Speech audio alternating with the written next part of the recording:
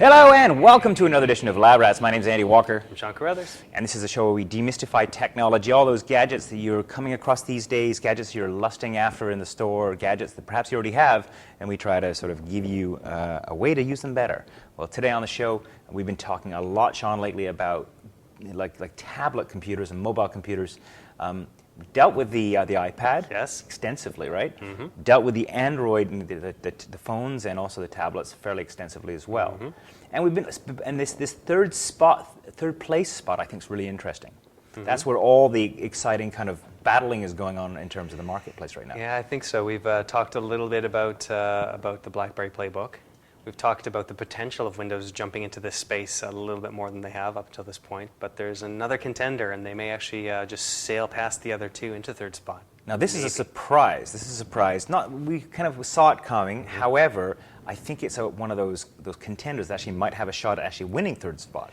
Yeah, because I think a lot of people, before all of this sort of shook down, thought that BlackBerry was a shoo-in to go into third or even take a higher spot in this whole tussle. But yeah, I think we're looking at another one, and that's the HP TouchPad. HP TouchPad, right. And so now this was, of course, the former Palm Web OS sort of platform, mm-hmm. right? And HP acquired Palm, I guess, 18 months ago, 2 years ago now. Yeah, it's been a little bit now, and they've been working behind the scenes to make this all happen. So you might remember Palm. They had the Palm Pilot way back in the day, and then they came out with this smartphone, originally launched by Handspring, and then brought over to the world of Palm. It's called the Trio.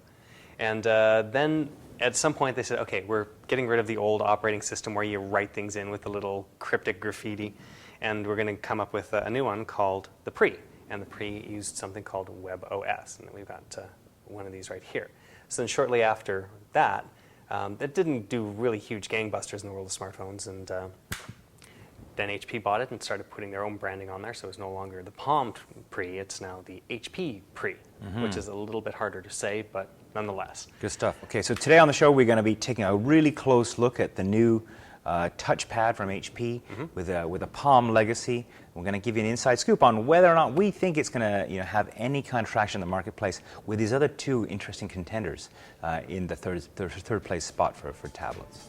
Yes. All right, good. All right, well, let's take a break. When we come back, the HP TouchPad, does it have a chance in the marketplace? Today on Lab Rats. Well, welcome back to Lab Rats. So before we get started, let's just talk briefly about one of our new sponsors, VeriSign. VeriSign. So VeriSign, of course, is a company you may have heard of. They're one of these like amazing companies that sort of works in behind the scenes on the internet.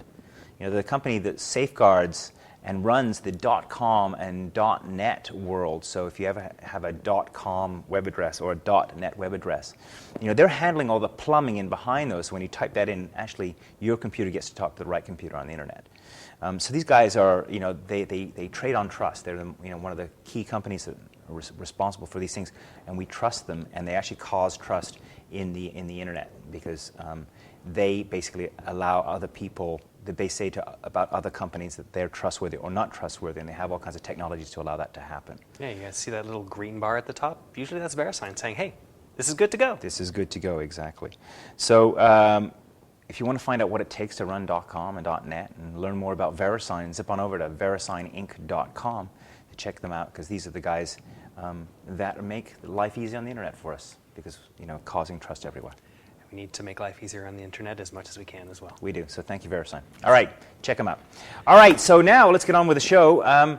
So this is an interesting space. So third spot. Who would have thought that there would be a three-horse race in the third spot in the world of tablets? But mm-hmm. Clearly there is. You know, so number one, of course, is still Apple. Mm-hmm. Perhaps nipping at its heels is the Android world. Mm-hmm. Although it's a little bit fragmented, as we found out. There's a whole pile of different players in it, and they have a bunch of different tablets with different capabilities, let's say, and different abilities to do certain things. Right. And the hotly contended third spot, of course, is where we're going to play in today. Mm-hmm. So we have Microsoft doing its thing with their new technologies. You know, it's in a phone, and eventually we'll come to a tablet. I'm sure we haven't seen a tablet yet, have we? Yeah, there's a few that have been kicking around as prototypes, and I think there may be some starting to launch now. But they're all Windows 7 based, and they're not really tablet OSs, so to speak. They're sort of taking the full experience and trying to jam it onto a tablet. So it's interesting to see where that's going, but Hard to say. Right. Okay. So there's Microsoft sitting there. There's BlackBerry, of course. You know, the much beleaguered and a little shaky company out of Waterloo, Ontario, Canada. Yeah, and that's the whole thing about their playbook, which they launched recently, was supposed to actually take them out of those doldrums, and people looked at it and went, eh. Yeah. I think still an impressive piece of hardware and still an opportunity there, but some key missings. And if you want key missing pieces of technology, you know, in that device that's holding it back from rocketing it into sort of the dominant third place position.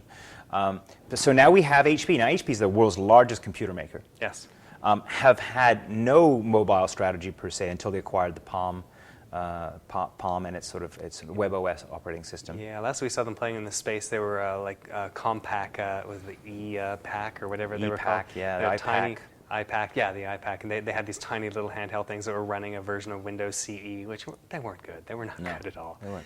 And I think some people liked them, and they liked the Windows CE-based phones based on this, but I don't think a lot of people did in the end. That's right. Especially when better options presented themselves, rather forcefully, let's say. Absolutely. All right, so now they've acquired this. They have a new product called the TouchPad. They still branded this the Palm phone. It's an HP phone now? It's a HP phone. So wow. this is the pre, and it's got the HP branding on this. And you'll so see. no more Palm brand. Palm's gone. Yeah, you go to palm.com, and it takes you to the HP mobile site, and they're still talking Palm in some ways, but I said all of this right here has got a great big HP logo on the back. Good. Well, as good well for as a bunch of fingerprints, but we'll talk about that later. Okay, I got it. All right, so let's start. So this is the TouchPad. So it's, to me, it looks like an iPad. It does kind of look like an iPad, doesn't it? So we've got... At least the first generation. Let's just bring this out. Here's the first generation iPad that we've got. Very similar, black bezel around the outside. This one has a camera on the top, which the first generation iPad didn't, although the second generation does. Not much to see on the front except for a home button. You've got one on the iPad down here. You've got one on the touchpad over here. And if you think about it, iPad, touchpad, they're very similar in names, right? So I don't think they're trying to stray too far from this whole concept of what the iPad brought to the world. You know, not very many buttons around the outside. They're trying to do it very slick. So on the top, you'll only see like a headphone jack and a power button. This side, you'll see the speakers. The bottom, you'll see the connector for the USB. And on this side, you'll see the volume rocker. That's it. Yeah. So not like the other ones where like the world of Windows, they want to like jam a USB connector in there and a bunch of other connectors, a slot on the side for connecting your secure digital media, all of these other little plugs and whistles that, you know, sort of bundle into that. This is just very simple, very much like the iPad. Very good. Good. So my experience, well, as you were talking about it, I mean, you speak with enthusiasm, and I know you're probably one of the most cynical technology guys I know. So I mean, it sounds like you've been impressed so far, at least with the hardware specs. Yeah, it seems really nice. So it's got a lot going for it. It's got a 9.7-inch full color screen. It's multi-touch capable, so you can do all the things that you used to do with it. You can do the pinch zoom, you can do moving around and tapping obviously to select it. You don't really need a keyboard. You can use a keyboard, but it's got the on-screen keyboard going on with it. It's on the inside, it's got a dual-core Snapdragon processor. This is one of Qualcomm's processors, so not the same ones the other ones are using, something they're doing. But it's very peppy. It's got a graphics component in here that's really top-notch, so you can actually do 3D gaming right on the thing without it really chugging. It's got the things you'd expect. It's got Bluetooth. It's got Wi-Fi for connectivity. At this point, it doesn't have cell capability built into it. So no 3G, 4G? No 3G or 4G yet. HP, I think, said that it would be coming down the road, but they haven't made any official announcement yet about pricing or when. So we're expecting maybe the fall sometime for that. Good, okay. Okay, well, let's get on to the software, because really, I mean, that's what makes the whole thing. Yeah, this is what it's all about. So WebOS was the operating system that Palm developed for its smartphone technology, and that's what's been ported here? Yeah, so when they moved to the pre, they used WebOS because they figured, okay, a lot of people are just doing things using the web as their main point of jumping off. So there are still applications available for it, and we'll talk about that. But a lot of things that people are doing are on the web. So like Facebook, Skype is on the web. They're doing a lot of just browsing, storing things in the cloud. So a lot of what they did with WebOS is sort of built around that whole world, just going on the web and doing your stuff there. Yeah. So they've ported it up to this bigger size here. And the thing that you'll notice about WebOS is it uses a card-based operating system. And what that means is basically when you're in the multitasking menu, and there's a multitasking-enabled machine, you basically swipe side to side and see different cards here. All of the apps that you've got running here are on cards, and when you want to launch into one, you basically tap into it. and it'll launch So into full that menu. mini window then is, you would call it a card. It's called a card, Yeah, okay, right. got it. So, and the nice thing about this is that when you're ready to switch apps, you just swipe up from the bottom of the bezel. And we saw this on the Playbook, which Playbook kind of stole from the Pre, which was the phone. So then again, you swipe over from side to side. Here we've got mail. We've got the mail client open in the background and a specific message. If we want to actually press and hold, we can actually rearrange the order of these, put one in behind. So we can stack things basically into task-based sort of situations here. So I've got an email based around this. I've got a web browser open up that has more information on this. I've got an application launch that is also related to this. So I can stack them all and say, okay, this all has to get dealt with together. Or I can say move this around, so slide this around. But then I can take this message here and just bring it out, and I can actually separate them up and turn it into its own stack here. So if I want to actually break it out and focus on this, there we go. Then we can move over to the other one. And then the nice thing about this is when we're done with it, we don't have to search around for how to close it. So on iOS, you have to go to the bottom, press and hold, press the little bar. On BlackBerry, you have to go into multitasking, look for the little X. And this one, when we're done, we just flip it up to the top. Now it's gone. Closed. So Gone. Neat. that's it. So over here in the photos, when we're done with that, we just flip it up. Now that's gone. Photos So application. it's almost like, I mean, the card-based system is almost like moving playing cards around, really, in many ways. It is. It's an easy way to visualize things and just to get rid of them when you're done. So Very clever. That's so good. I like that a lot. That's one of the things that I really love about this operating system. Now, I do want to talk about apps, but I think we'll leave that for a little bit later in the episode because I want to get into, before we move on, this thing called Synergy. Yes. So one of the things that they've bundled into the operating system, which some of the other haven't done so well, is the ability to interface directly at the operating system level with some of the things that people use. Again, the WebOS legacy here. So you've got things like Facebook, you've got things like Skype, and you can launch these as accounts. So when you go into your bottom here, you can go into the settings and go into accounts up here. And this will allow you to set up accounts for a number of different things. So you can see I've got already a couple of email addresses set up, and I've got Facebook and Skype, but I can add another account here. And you'll see you have all of these other things like AOL Instant Messenger, Dropbox if you want to move files around, your Google, LinkedIn, MobileMe if you're already a user of that on the Apple side of things, and some other services as well here. So the really key thing about this is you can launch this right inside the operating system in the system preferences and then bundle it in to other applications. So if we actually get rid of this and go back to our settings here, and we can go actually swipe over and see the apps that we've got here. And let's just launch the photos and video, which we, again, could have done from the dock at the bottom. But we see here now that we've got the photos here, but it's bringing in our Facebook photos as well. So if we actually want to... So the photo app actually has credentials to talk to Facebook to bring stuff in to populate it with. Right. So when you set up these accounts, it asks you, what do you want to link this into? Right. So you can say, okay, I'm loading in Facebook, give it access to photos, give it access to contacts, give it access to all this other stuff, your calendar. So if you have a Facebook notification coming up saying, hey, guess whose birthday it is tomorrow, it might show up in your calendar on this. Oh, I see. But also, if you have like 10,000 friends on Facebook and you tie it into your contacts, well, your contact list now is 10,000 strong. 10,000 strong potentially. Yeah. So you want to be a little bit careful about that. So it's just a way for applications to use to tie into other web situations or other applications to share information. Is that right? Right. And yeah. It's called Synergy. It's called Synergy, and we've seen a little touch of this with Android before. They tie into the Google applications when you log in with your username there. And with Microsoft's Windows 7 phone, if you put in your Live ID, it ties into all of the Microsoft-based services. This is a little bit more broad. It gives you access built right in from the scratch to all of these other services, and there probably will be more coming as well. I got it. Okay, great. Terrific. Let's talk about the touch-to-share technology, because I know that's one of the key features that certainly that iPad and Android doesn't have at this point. Mm-hmm. So one of the key differentiators on the pre-phone, when this first came out, that had on the back of it something called touchstone technology. And what touchstone is magnetic induction, so that you can actually just lay it on a dock, and it'll start to charge using magnetic induction. But it also has the ability to ship a little bit of data back and forth between the two as well. So if you're putting on a touchstone dock, not a lot of data is going back and forth, but they thought, okay, why not sort of put a bit of this into the front of the touchpad and the back of the pre? So it's already in the pre. Now if we want to go in, so we'll swipe up here, go into our browser, and we'll open that up. So we're on butterscotch.com right now. Say I wasn't on Butterscotch. Well, I mean, you might want to share that with that. But say you've got like a map address already up. You've searched for something in a Google Maps or something like that. But then you're going out. You don't necessarily want to take this with you in the car, but your phone's going with you wherever you go. So you just touch this here to the back. You touch the logo, and you see a little wave go up there. Neat. It's a little bit sensitive, but you'll notice on the phone there, after a few seconds, it's going to fire up, and it's actually going to load that same web page that we were looking at. So right now, this touch to share feature is just shipping URLs from browser to browser, and it can go both ways. But theoretically, there's the possibility down the road to actually share more data. So like you put this on a kiosk, for example, and get a little bit of information from the kiosk. Grab an app.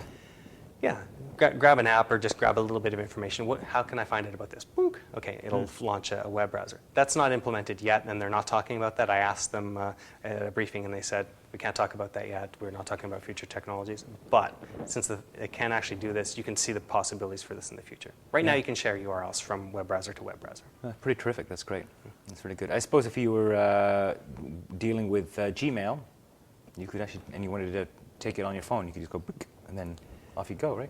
Yeah, the neat thing about this, I can't speak to Gmail, that's a potential down the road, but one nice thing that they have implemented in this because of WebOS, both in this phone and in here, is it does give you the ability to actually trade off. So if you take a phone call on your phone, and then you just walk into your house, and you want to change it over to this and use that as your phone base, you can actually swap it over to there and actually turn on video at that point as well using the camera and do a web-based conference.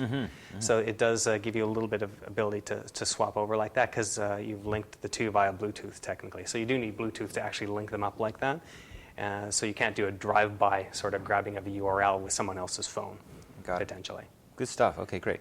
So what about apps? Let's talk about apps. Not a lot of them yet. Not a lot, okay. No, so we've looked at Android and iOS at this point, and there's like hundreds of thousands. We've looked at places like BlackBerry, tens of thousands. Yeah. This is still in the low thousands as well. There's not a lot available for the tablet yet, but the nice thing about it is because it's based on WebOS, and we've got the pre-3, or the pre-legacy, all of the other phones that use the WebOS operating system, there are apps and developers already that are working on apps for this. And the nice thing about it is, while that's continuing to grow just because of that, they've also got something called a PDK, or a Port Development Kit, so that HP will give this to you as a developer if you're already designing like an application for iOS or Android. It allows you to do a lot of this stuff automatically so that instead of spending like a few cycles getting this thing going, you can actually do it in a couple days. Got it. So keep an eye out for more apps. They're not a lot yet, but it is early days with this. Right, so it should be easy to pour over with this PDK, or easier than a lot writing easier. from scratch. Yeah, you don't have to write it from scratch. A lot of the hard work is done behind the scenes. Cool. Very good. Okay, right. Well, let's take a break. When we come back, final thoughts about, is it worth it? Should you buy one of these HP TouchPads, as well as Clip of the Week, and of course your pictures. Welcome back to Lab Rats. So during the break, Sean pulled out a couple of accessories. So let's just have a look at those real quick. What have you got here? All right, so we've got a couple things. So first of all, we've got the Touchstone dock, which we talked about briefly. It's under $100, and it allows you to just lay your touchpad straight on it and charge it without having to worry about plugging it in. Allows you to set up an exhibition mode so that if you have different Touchstone docks in different areas, it'll do different things. So like display your photographs or display a clock. Theoretically, if you're using it in the car, it'll display a GPS sort of app. That's to be determined. You can download different exhibition modes for this to do that.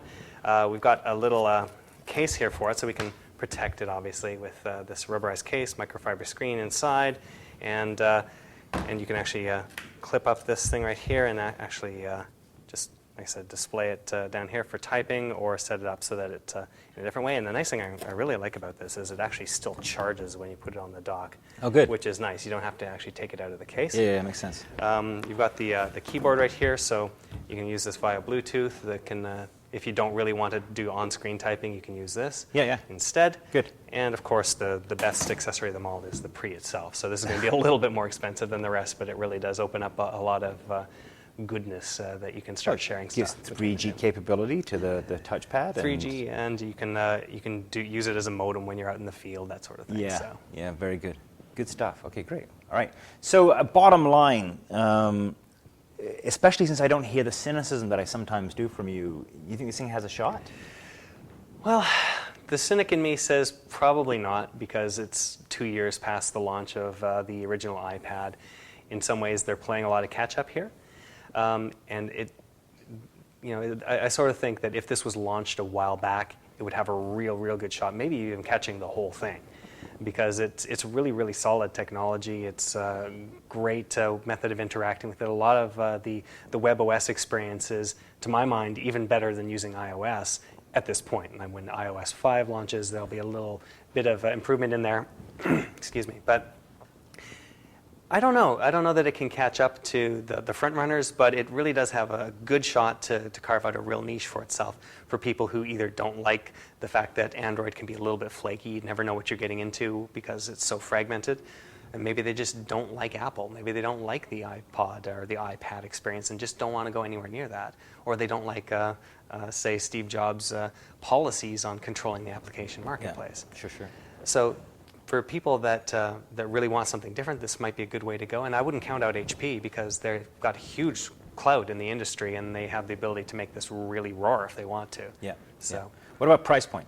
Price point is very similar. It's $499 for the 16 gigabyte model, $599 for the 32 gigabyte. Right. No 64 at this point, although that could be coming down the road again. Sure. So it's, again, comparable. But unlike the Playbook, which is sitting there at those rough price points as well, they haven't crippled it by leaving off the calendar and the other stuff if you don't have your phone. You can actually use your calendar, you can use your all the other features that are in there without having to link it to something else. A viable option then for business? It's a viable option for business, potentially, yeah. Yeah. And again, HP is tapped into enterprise, so I think it would be fairly easy a sell for people and the enterprise IT departments to implement into the system. So good stuff. Good stuff. Great. Oh, there you go. All right. So stand by, I guess, because I guess we'll check back in maybe 6 months and see how far they get. We'll see. I'd like to see it succeed, because I'm pretty happy with this technology. I'm not sure that I'm willing to give up my iPad for it yet, but who knows? It'd be interesting to see where it takes the whole race. What happens? Very good. All right, good. All right, so let's now I want you to have a look at a segment we have from Andrew Moore Crispin on Gadget TV. He did the LG Optimus pad in some, I think that's the name of it in Canada. What is it in the US? It's the G Slate. The G Slate in the US and around the world. So we're gonna have a quick look at that clip just to see what some of the competition is doing. Welcome on deck. I'm Matt Harris. Hi, I'm Jay Goldman. Welcome to the A-List. Hi, welcome to Miss Download. So what's perhaps most interesting about this device is if we take a quick look on the back, you can see we have stereo cameras here. So you can actually shoot 3D video at 1280 by 720, so 720p video. You can see here a video that we recorded earlier. So you can see it playing back in anaglyph. You can also play it in left and right side by side. So you can kind of see, both the channels which were recorded. It's kind of interesting. Like I said, a bit of a gimmick, but kind of neat. But like I say, $700, little on the pricey side. If you want to see the entire episode of Gadget TV there, you can zip on over to butterscotch.com. We'll put the full URL here so you can see exactly where you need to go to see that episode. But nice job by Andrew Moore Crispin, and it's great to see all the big players, Samsung, LG, everybody in the slate business. Or everybody wants to get into this. Yeah, good stuff. Okay, good. All right, and now, of course, my favorite part of the show where we get to see what's going on out there in Labrad's land. Picture time. We have a few for you today. Good. How many do we have? We have 3 for you. Wow. And one of them is from an old friend. Mm-hmm. Or a young friend. Young friend. A young old friend. Yes. You'll know what I'm talking about in a second. Okay. This one is from our pal Vince Bognot, who is in Henderson, Nevada. Yeah. And he's said he's been watching us for over 4 years now. He has, yeah. And he said when he was 12, I think. He was 12 when he started watching us, 12 or 13, and now he's 17 and getting ready to graduate. And I mean, he started podcasting, I think, because of seeing what we did here. Yeah. And he's got a whole pile of stuff on the YouTubes.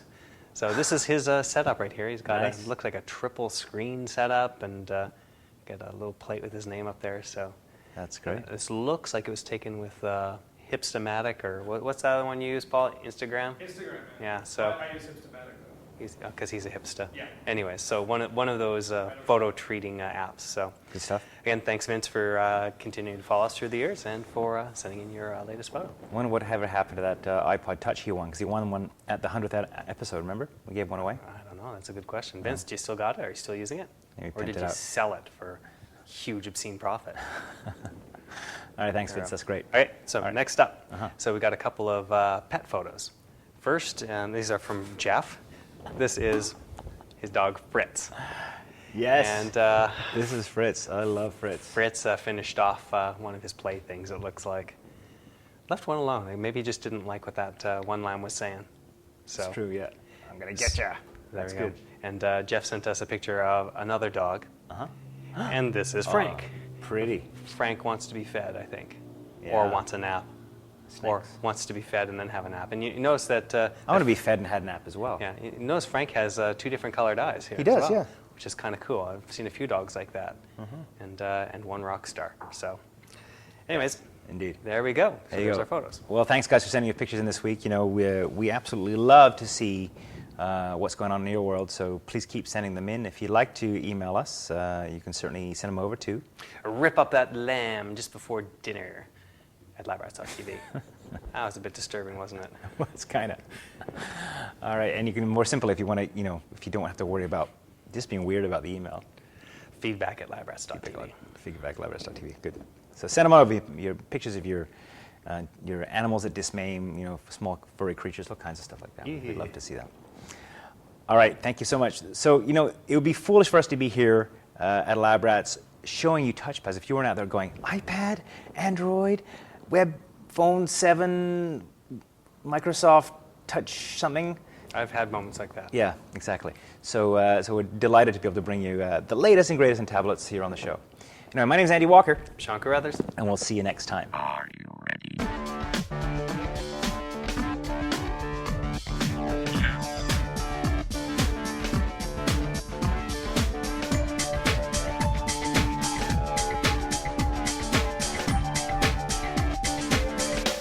Try this at home.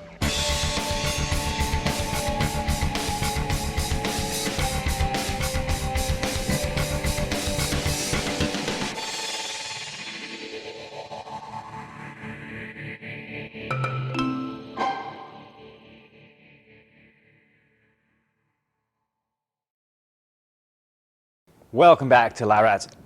That's not going to work. Frog and throat. Okay, let's do it again. Hello, I'd like you to meet my little blooper.